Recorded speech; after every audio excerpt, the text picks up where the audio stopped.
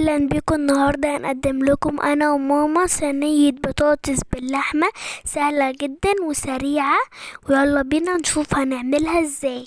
نقول بسم الله. المقادير اللي معانا: لحمه مسلوقه وبصل مقطعينه وطماطم وجزر وبطاطس متقطعين شرايح. ونجيب صينية ونحط فيها معلقة زبدة أو سمنة وننزل عليها البصل ونقلب البصل لحد لما لونه يصفر معانا، وبعدين ننزل ببقية المقادير والطماطم والبطاطس والجزر واللحمة ونقلب كل ده مع بعض، ونحط التوابل ملح وفلفل حسب الرغبة، ونحط بقى الشوربة بنغطيهم بقى كده بالشوربة، ونزود عليهم لو حابة كده طماطم على الوش بتديها برضو شكل حلو بس بعيد عن اللحمة علشان اللحمة لونها يحمر كده معانا. بنديها غلوة بقى على البوتاجاز كده من فوق، وبعد كده بنحطها في فرن البوتاجاز من تحت بتستوي بقى واللحمة بتتحمر معانا وبيبقى شكلها حلو وبيبقى طعمها جميل جدا، وبصل كده بيكون مكرمل فيها وطعمها حلو. وجربوها وان شاء الله تعجبكم. وهنا بقى زي ما شايفينها كده استوت خلاص معانا،